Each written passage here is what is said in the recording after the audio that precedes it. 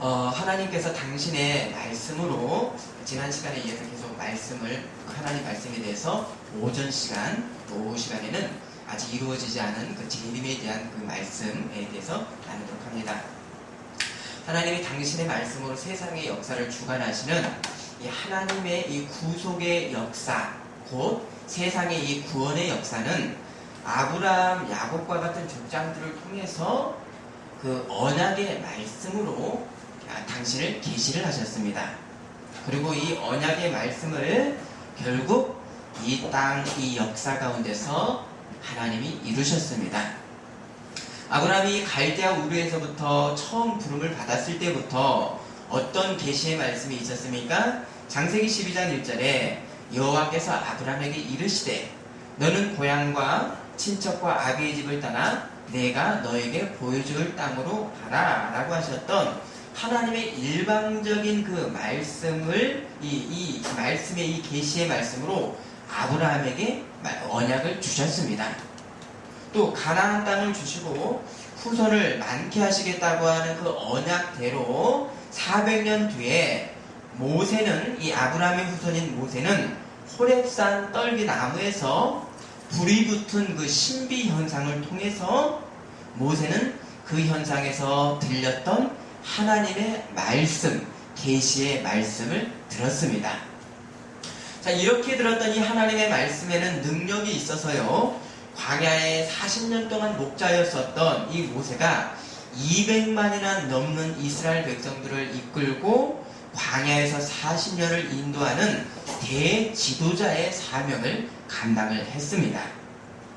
자, 이러한 이 음성으로 들려졌던 이 하나님의 말씀, 또한 가시떨기의 어떤 불과 같은 어떤 신비의 현상을 통한 하나님의 말씀의 계시가 이제는 본격적인 기록된 말씀으로 이제 주시는 시대로 이제 진행이 됩니다. 자, 이것이 언제입니까? 언제 기록된 말씀으로 하나님께서 주셨지요?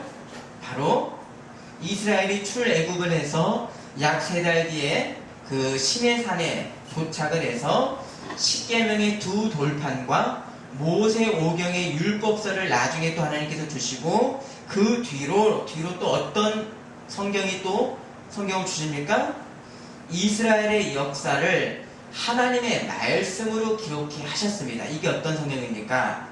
열왕기상하, 역대상하와 같은 이런 어떤 말씀입니다. 여호수아 같은 말씀입니다. 또한 지혜의 말씀들을 계시의 말씀으로 주시고 시를 하나님의 말씀으로 주시고 예언자들의 선포인 이 예언서를 주셨던 그런 여러 장르의 책들로서 하나님의 말씀인 구약 성경으로 이스라엘 백성들에게 주셨고 또 우리에게까지 전해졌습니다.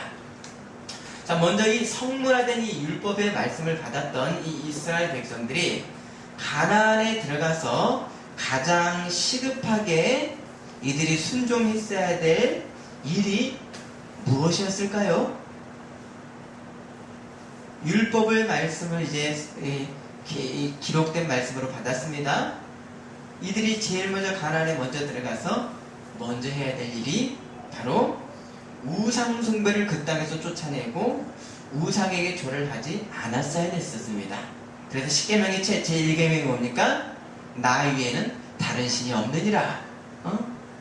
너희가 다른 신에게 절하지 말지니라. 자, 그러면 가나안 땅에서 번영을 했었던 이 우상들은 어떤 신들이었는가? 바로 농경신, 풍요의 신으로 어떤 신들이었습니까? 바알, 아세라, 그의 부인 아스타롯, 자식을 불에 지나가게 하는 몰렉과 같은, 다곤과 같은 그런 풍요의 신들이었습니다. 자, 그런 우상들이 아주 오랜 세월 동안 가나안에 번영을 할 수 있었던 이유가 뭐겠습니까? 바로 우상에게 절을 하고 어떤 제사를 드릴 때 그 특별한 영역에서 종교적인 신비 현상들이 풍성했기 때문입니다. 자, 우리 민족도 오랜 시간 동안, 오랜 이 역사 동안 바로 무속의 이 역사가 지금까지도 존속을 하는 것은 왜입니까? 무속에 의한 신비 현상들, 그 현상들이 지금도 나타나기 때문입니다. 자, 문명화된 지금까지도 아직 복음이 전해지지 않는 이 섬 같은 오지에서는요, 귀신이 사람들에게 들어갔다 나왔다 하는 이런 현상들이 지금 이 시대, 이 현대에도 성행하고 있는 것을 우리는 다큐멘터리라든가 어떤 그런 복음을 통해서 쉽게 볼 수가 있습니다. 그들은 어떤 이상한 일이 아니라 평범한 일로서 지금도 성행하고 있습니다.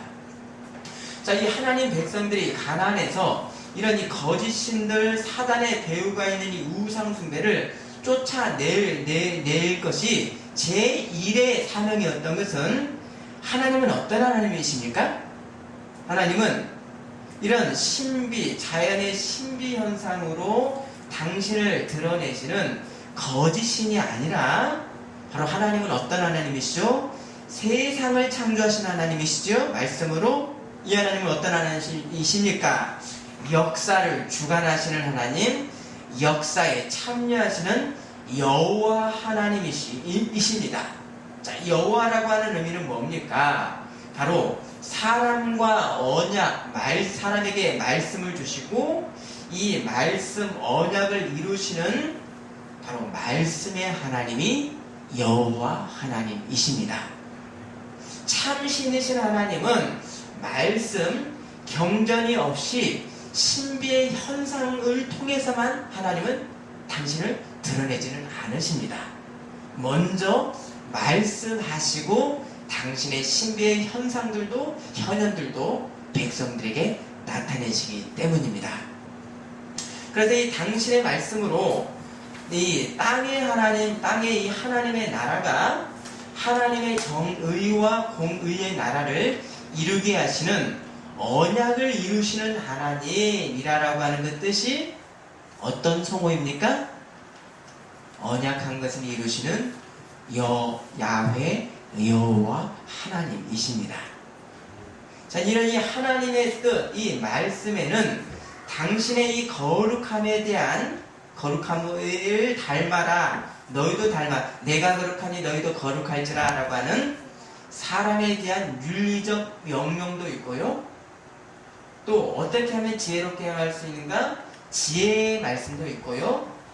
이스라엘이라고 하는 나라를, 역사를 주관하셨던 바로 이 역사서에, 하나님이 주관하신 역사서의 말씀도 있습니다.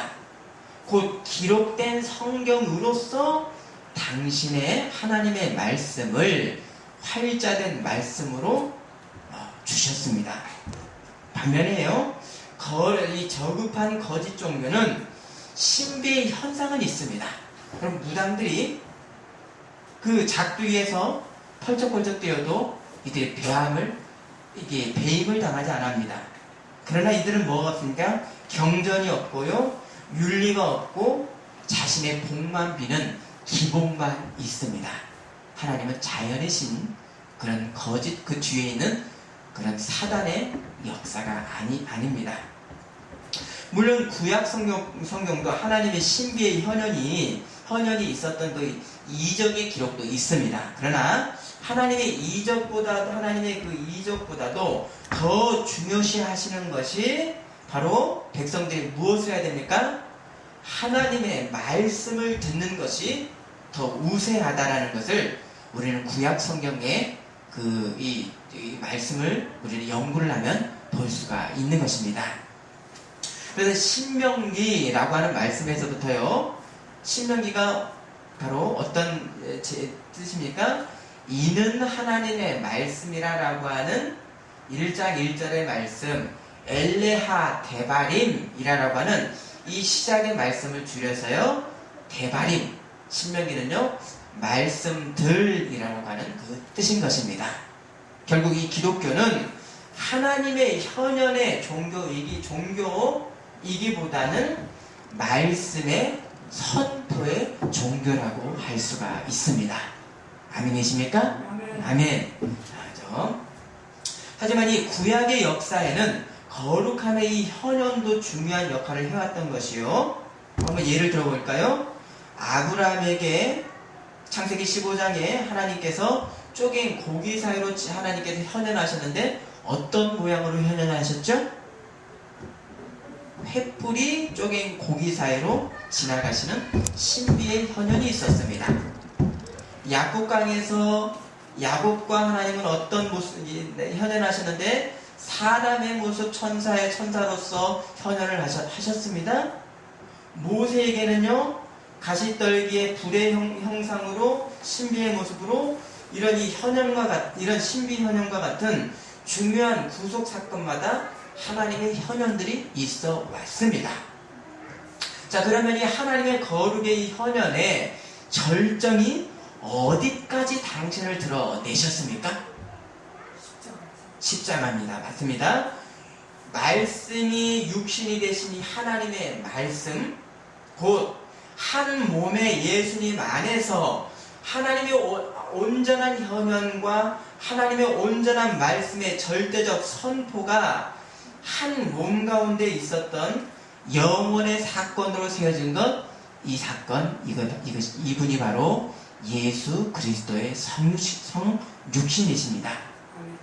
예수님이 성부 하나님의 현현이면서요, 온전한 하나님의 현현이면서 온전한 하나님의 말씀 자체이십니다. 그래서 제자 빌립이 아버지 하나님을 보여달라고 하는 말씀에 뭐라고 하셨습니까? 나를 본 자는 누구를 보았거늘? 나를 본 자는 아버지를 보았거늘 어찌하여 네가 아버지를 보이라고 하느냐 하신 예수님은 하나님의 절대적 현현이신 당신을 제자들에게 또 그 당시의 역사적인 어떤 그런 그 당시의 사람들에게 당신을 보이셨습니다. 그리고 지금 우리들에게는요 성령이 주시는 능력과 믿음 안에서 예수님을 보게 하시고 하나 되게 하십니다. 아멘.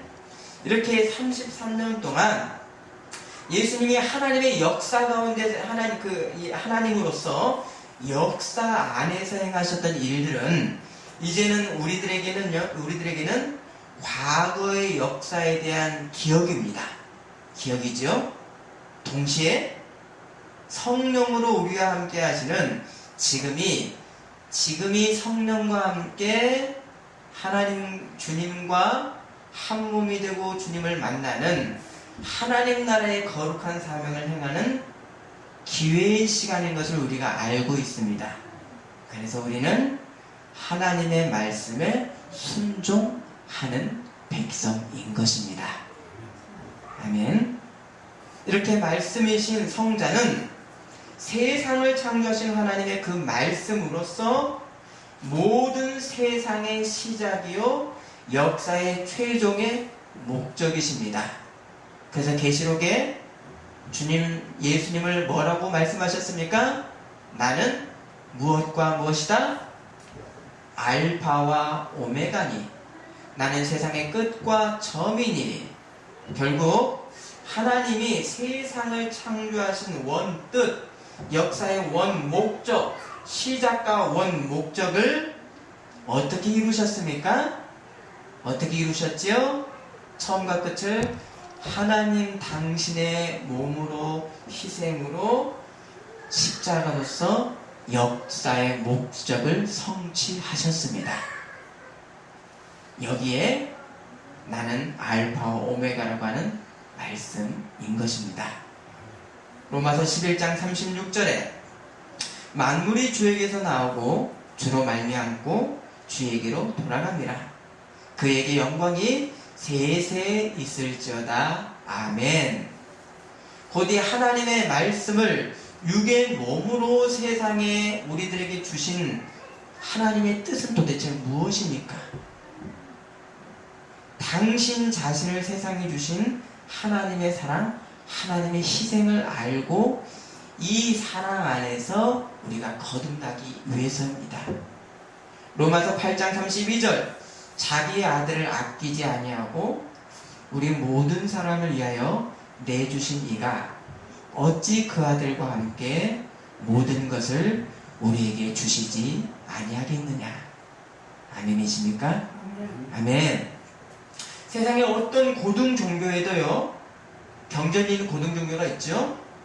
그러나 그들이 믿는 신은 사람에게 무엇을 알려주고요, 신탁한다 그러죠.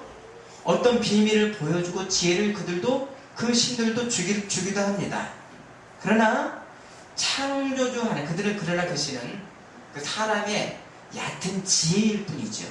그러나 창조주 하나님, 당신을 세상에 주신 실제의 역사는 다른 고등종교에도 없고요, 어떠한 위대한 가르침에도 없는 것입니다. 아멘. 유일하신 하나님, 하나님의 말씀이 어떠하신지를 당신의 희생으로서 역사 가운데 영원한 증거로 세워주셨습니다. 자, 이 과정이 하나님의 뜻이 세상의 말씀으로 계시하셨고요. 이제는 그 말씀이 어떻게 하셨습니까? 다바르는 행하시는 말씀 행하셨고요. 결국에는 말씀이 육신이 되셔서 하나님 당신을 주신 아주 무서운 사랑, 두려운 사랑의 결과를 우리가 받은 것입니다. 이 사실을 아는 신앙인들은 이제 내 모든 것을 바치는 하나님 사랑에 매이는 것이 신앙의 바른 의미인 것입니다. 고린도후서 4장 10은 우리가 단지 몇 가지 진리의 상황만을 동의하는 어떤 이것이 신앙이 아니지요. 내 자아가 죽는 것이고 나의 모든 것을 하나님 앞에 드리는 이것이 바로 주님을 쫓는 십자가의 신앙인 것입니다. 고린도후서 5장 14절, 그리스도의 사랑이 우리를 강권하시는도다. 사랑에 이끌려 하나님의 말씀에 순종하는 절대 의를 지향하고 이 말씀을 사랑하는 것, 이것이 신앙의 의미인 것입니다. 아멘이십니까? 아멘. 우리는 고백해야 됩니다. 하나님의 말씀인 이 성경은 성령의 영감에 의해서 쓰여졌습니다. 그리고 1500년 동안 다양한 저자들에 의해서 쓰여졌지만 원저자 한 분은 누구십니까? 성령의 저자는 성령이십니다. 성령은 예수님의 영이시기 때문에 결국 모든 성경은 누구를 증언합니까? 그리스도를 증언하시고, 그래서 루터는 오직 그리스도는 오직 성경으로 해석할 수 있다라고 했습니다. 부활하신 예수님께서 엠마오로 가는 제자들을 만나서 하셨던 일이, 자, 누가복음 24, 27절 말씀 우리 한번 찾아보십니다. 누가복음 24장 27절입니다. 부활하신 예수님께서 성경을 읽어주시면서 말씀하셨습니다.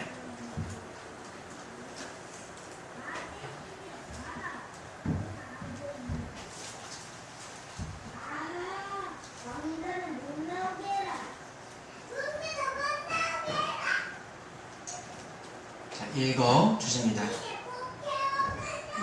24, 27절입니다.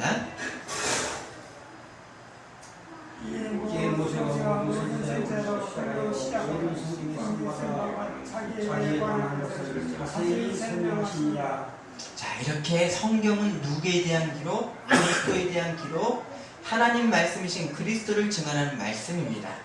자, 그러면 이 말씀을 바르게 해석하려면 누가 인도하셔야 됩니까? 원저자이신 성령이 우리를 인도해 주셔야 됩니다. 자, 여기에 문자로 주신 이 성경 말씀에 대해서 나누도록 합니다. 성경은 하나님께서 당신에 대한 참 지식을 전달하시기 위해서 문자로 준비해 주시는 거룩한 도구입니다. 즉, 성경은 하나님의 특별한 계시이고 죄인된 인간에게 당신을 소통하시는 한 은혜의 방편입니다. 이 성경을 기록함에 있어서 하나님은 성령의 인도와 능력 아래서 사람의 저자들, 성경 기자들을 사용하셨습니다. 베드로전서 1장 21절에 성경의 모든 예언은 사사로이 풀 것이 아니니 예언은 언제든지 사람의 뜻으로 낸 것이 아니요 오직 성령의 감동하심을 받은 사람들이 하나님께로 받아 말한 것입니다. 자, 디모데후서 3장 16, 17절 오늘 본문 읽어 주십니다. 디모데후서 3장 16, 17입니다.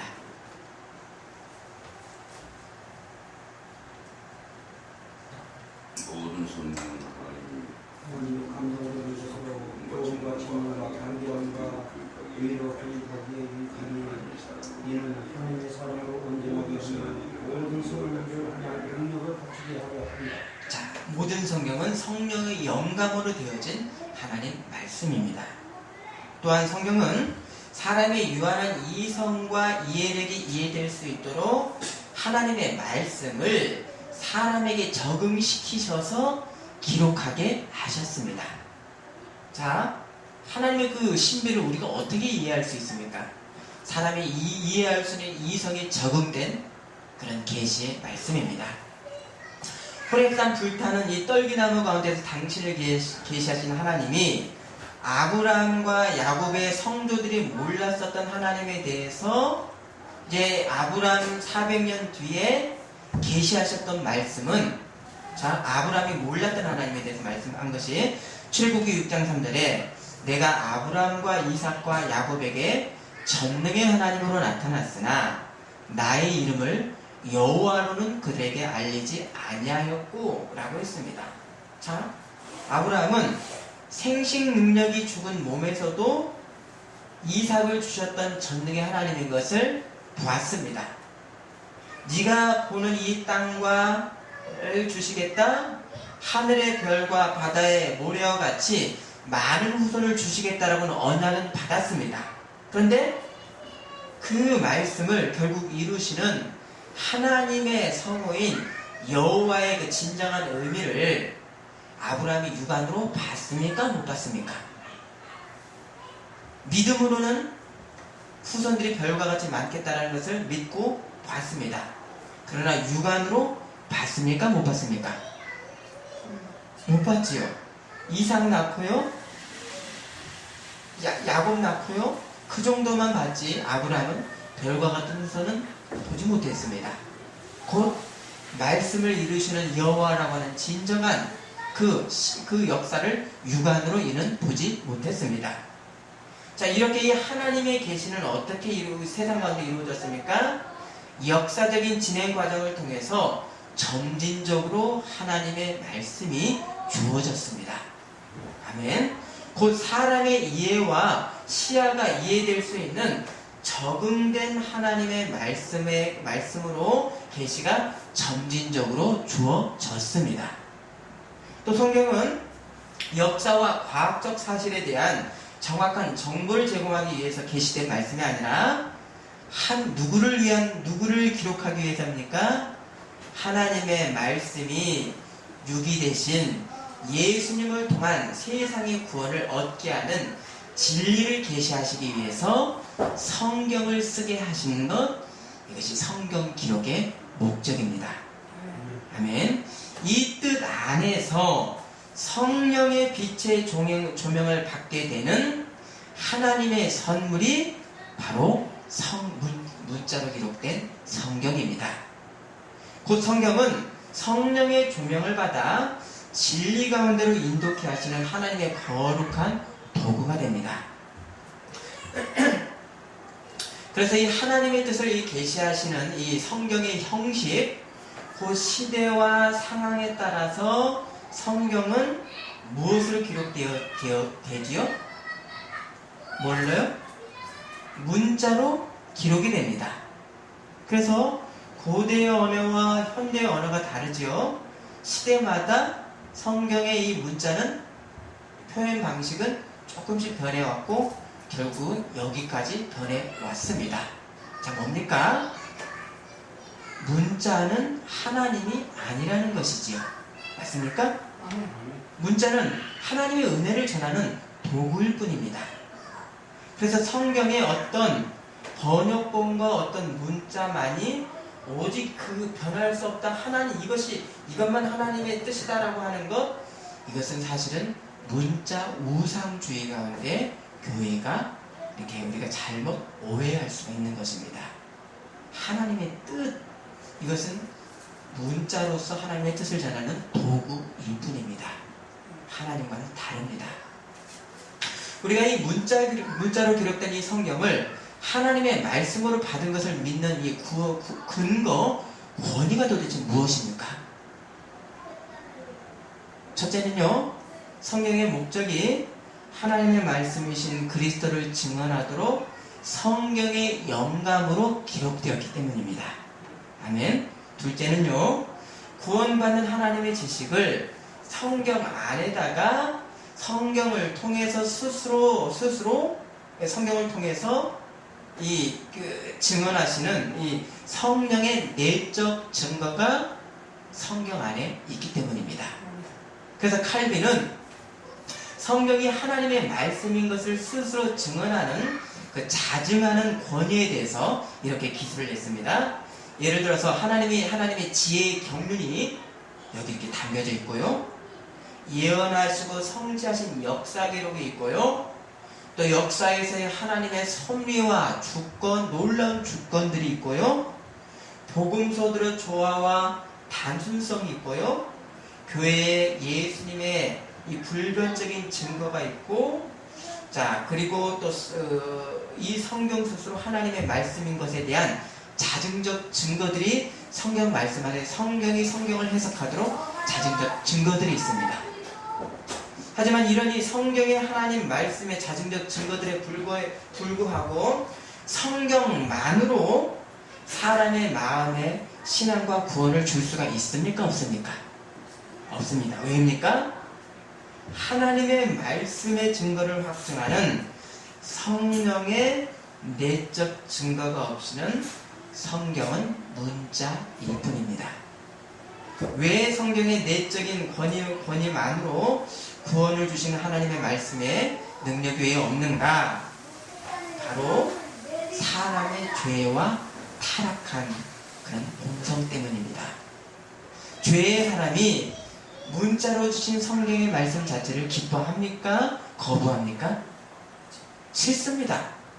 내 뜻대로 살지 못하게 하는 이 말씀 자체가 거북스럽고요, 혐오스럽습니다. 바로 죄의 본성은 성경을 거부합니다. 타락한 모든 사람은 하나님의 이중의 은혜를 받아야 구원을 받을 수가 있는데, 첫째는 성령에 의해서 영감된 특별 계신 성경을 세상이 이미 모두 다 받았고요. 둘째는 성령이 성경을 빛으로 조명해 주시고 깨닫게 하시는 성령의 내적 조명의 은혜도 받아야지 구원을 받을 수가 있는 것입니다. 아멘. 자, 저 봐주십니다. 자, 요한복음 16장 13에서 14절 읽어주십니다. 요한복음 16장 13에서 14절입니다.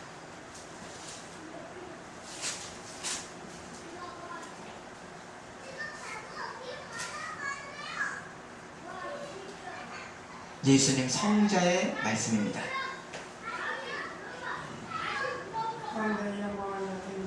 요한복음 16, 13, 14절입니까? 그러나 그가 내를 모든 진리 가운데 그가 스스로 말하지 않고 오직 그들을 하나님 장애를 내게 알리시니라.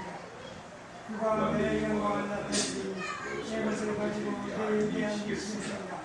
무릇 아버지께 있는 것은 다 내 것이라. 자, 그가 너희를 모든 진리 가운데로 인도하시리니 스스로 말하지 않고 들은 것을 말하며, 어떤 들은 것입니까? 하나님의 말씀 곧 예수 그리스도를 너에게 알리시리라. 그가 내 영광을 가지고 내 것을 가지고 너에게 알리시겠습니다. R.C. 스프롤이라고 하는 이 개혁주의 신학자는 성령께서 성경에 관계하는 방식을 자세하게 구분을 했습니다. 자, 성령의 영감이 있고요. 성령의 조명, 확신, 내적 증거로 성경을 통해서 성령이 역사하십니다. 자, 영감은요 뭡니까? 계시의 말씀을 기록한 성경 기자들에게 주셨던 무엇이죠? 성령의 영감입니다. 아멘이십니까? 아멘. 빛의 조명은요 성경을 읽는 우리들에게 영적 이해의 빛을 주시는 역사이고요, 적용은 우리가 받은 말씀을 삶에 적용시키게 하시는 성령의 역사입니다. 확신은 말씀으로 성도들의 우리들의 죄를 깨닫게 하시고 회개를 통해서 내가 용서함 받았다는 것을 확신에 이르게 하십니다. 마지막으로 성령의 내적 증거는 사람의 마음속에 성경이 하나님의 말씀이신 것에 대한 확실함으로 인치시는, 확증하는 성령의 근원적 사역이 성령의 내적 증거입니다. 자, 이에 성경은 세상의 지식으로 하나님의 말씀이라고 하는 이 권위를 뒷받침할 수가 없는 오직 성령의 내적 증거에서만이 하나님의 말씀 되신다라고 하는 권위가 있는 것입니다. 이것은 우리가 성경의 어떤 일부분의 말씀만을 부분적으로 믿고 수용하는 이런 것이 아니지요. 뭡니까? 사람의 죄성이 성경 자체를 미워하는 이 죄의 본능을 성령께서 순종의 마음과 받아들일 수 있는 마음으로 변화시키는 것, 이것이 근원적인 성령의 내적 증거인 것입니다. 아멘. 여기에서 우리는 이 말씀 가운데 우리가 간과해도 되는 말씀이 없는 것입니다. 하나님의 말씀의 이 어미하심 앞에 우리가 서 있는 것입니다. 성령의 내적 증거에 대한 칼빈의 기술입니다. 성령으로 말미암아 내적으로 가르침을 받은 사람들은 성경을 신뢰하며 성경이 성경을 증거하는 것을 안다. 그래서 성경을 증거나 이성에 종속시키는 것은 옳지 않다. 성경이 마땅히 지켜야 될 확실성은 성령의 증거에 의해서 얻게 된다.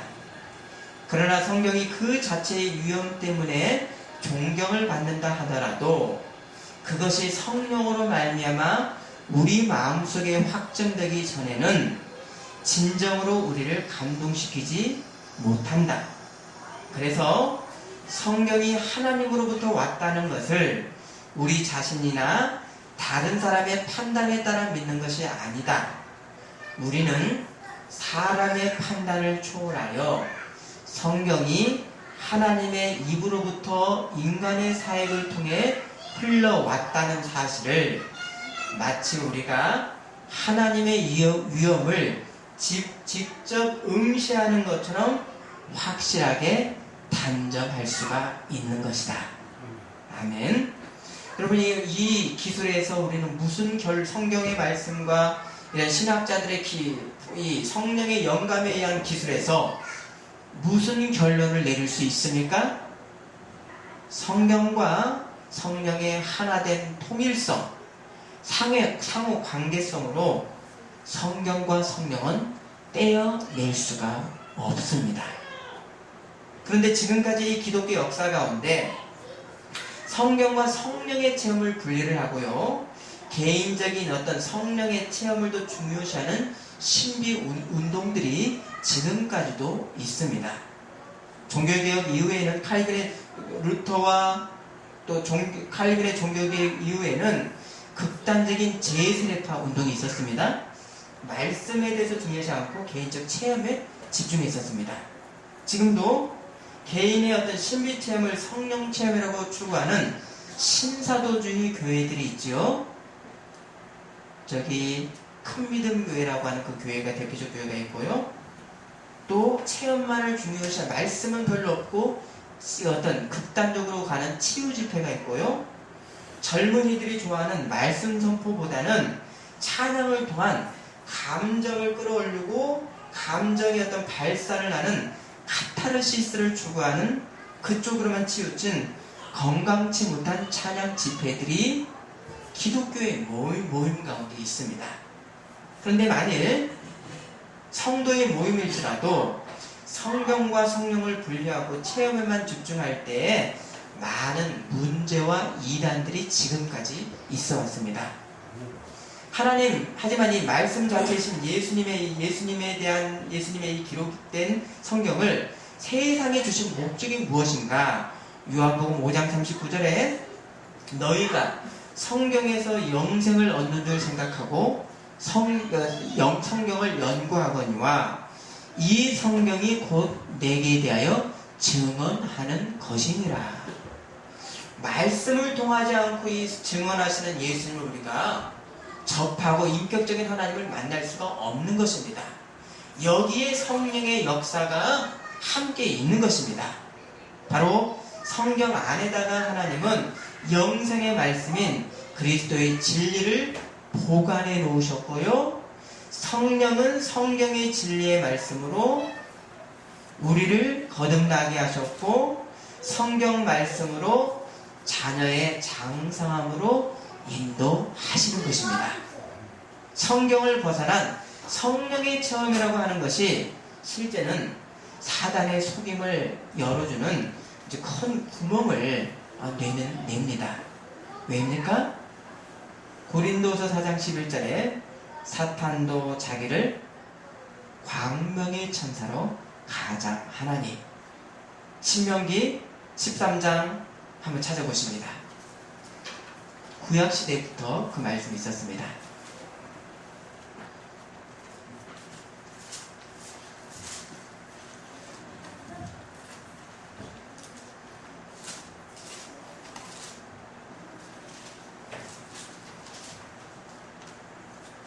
신명기 13장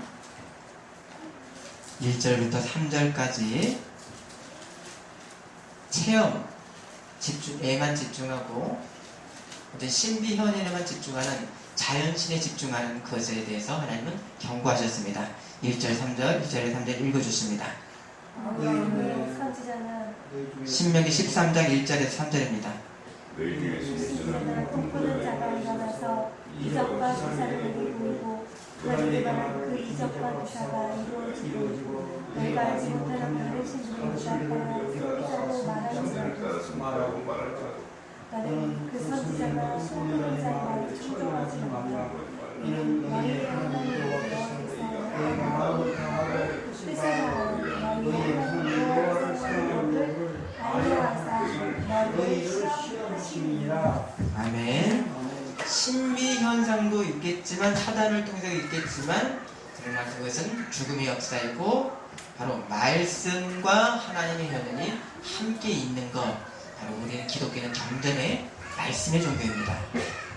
성령의 내적 증거로 인해서 성경이 하나님의 말씀이고 또한 이 성령의 역사 또한도 성경에 의해서 확증이 돼야 됩니다. 왜입니까? 왜 성령의 어떤 체험들 역사가 성경에 의해서 이것이 확증돼야 됩니까? 성경의 저자가 누구시죠? 성령이십니다. 성령은 성경을 기록해 하셨을 때의 모습과 기록한 후의 모습과 다를 수가 없습니다. 동일하십니다. 아멘이십니까? 그래서 성령은 성경의 자신을 나타내 보이신 대로 당신의 역사를 존속하시는 영원한 계시의 말씀이 성경입니다. 바로 성경 안에서 성경과 함께 성경을 통하여 일하시기 때문에 성경은 일시적인 계시가 아니라 영원한 진리의 말씀입니다. 성경은 곧 이 아버지의 뜻을 행하시는 성자의 말씀입니다.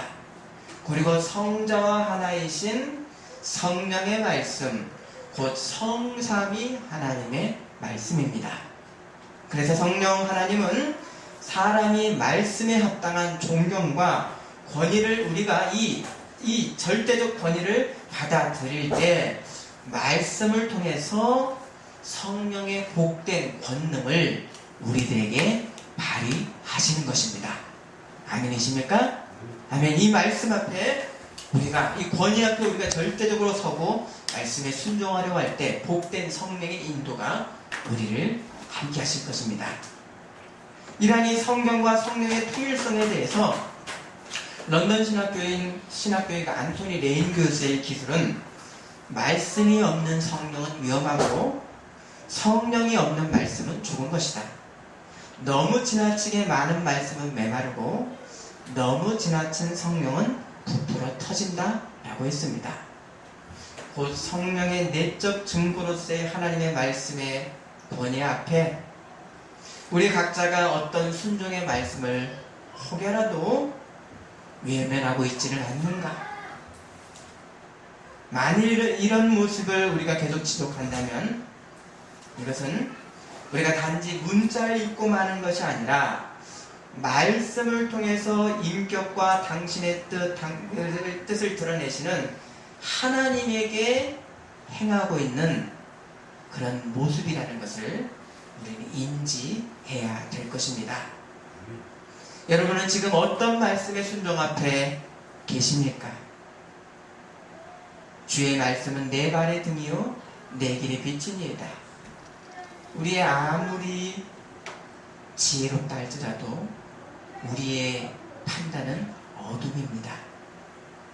하나님의 말씀의 절대적 권위와 순종의 이 당위 앞에서 서 있는 원 사람의 우리의 모습, 둘째 아담 예수님 안에서 새로 태어나 예수를 닮는 것, 말씀에 순종하는 것이 성도의 본분입니다.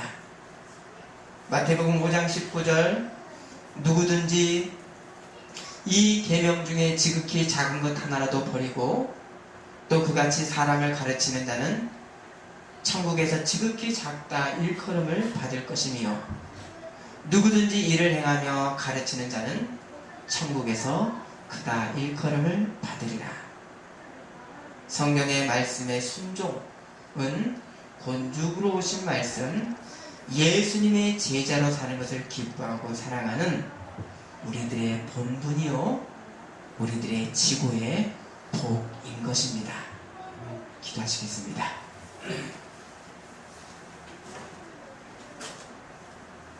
아버지 하나님, 육으로 오신 말씀 또한 기록된 성경의 말씀으로 아버지의 뜻을 행하게 하시는 은혜 가운데 우리를 놓여주셔서 감사를 드립니다. 하나님이 하나님의 절대적인 말씀 앞에서 우리가 그냥 안 지켜도 되는 말씀으로 하나님의 권위를 우리가 혹여 이렇게 약화시키고 있지 않는지, 간과하고 있지 않는지 말씀 앞에 두려움 앞에 설 수 있도록 우리를 인도하여 주시옵소서.